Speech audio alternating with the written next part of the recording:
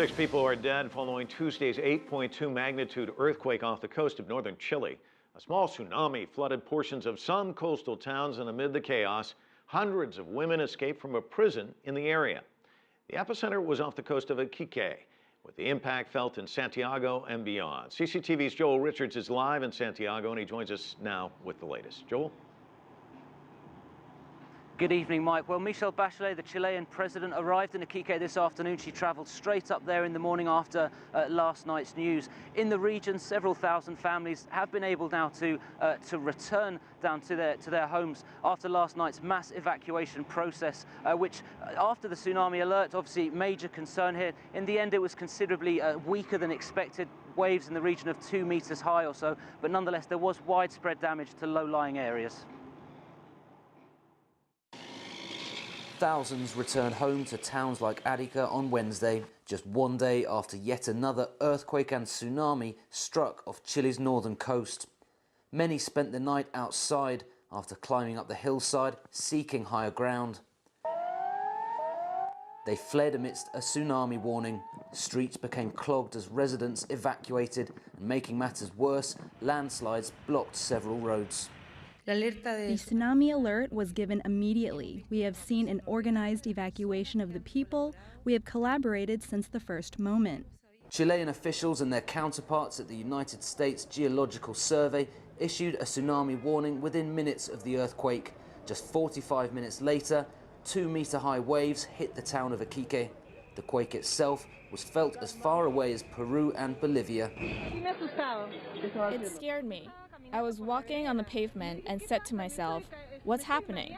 I got dizzy. Then I saw people come out, and then I realized it was shaking. I was in the kitchen, and when I went out to the dining room, I saw that the lamps and the pictures on the walls were moving. I'm from an earthquake zone because I'm from Chile, but for Bolivia, it was very strong. The power of the earthquake was caught on closed-circuit cameras inside a pharmacy in Iquique. Shoppers took cover as goods were thrown from shelves and piled up on the floor. Firefighters battled at least 2 blazes in Iquique, an effort complicated by no electricity or water.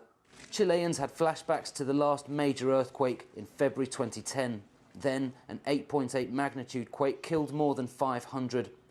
At that time, just days before the end of her first term, President Bachelet's office said there was no threat of a tsunami, but the assessment was wrong. Waves of up to 18 meters destroyed a large portion of the Chilean coast. Since then, Chile has prepared for another major quake, improving forecasting and warning systems. In schools, children go through earthquake simulations, hiding under their desks. Businesses and local governments hold evacuation drills, and engineers have shored up buildings now designed to withstand at least a 9.0 magnitude quake. What this anti-seismic protection system does is reduce the effect and absorb the energy of the earthquake.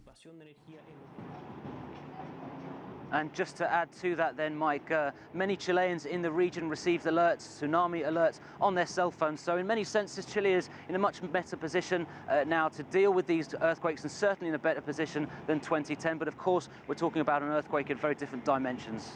And Joel, it's often common after big quakes like this that there are a number of aftershocks that can rattle through the area for days.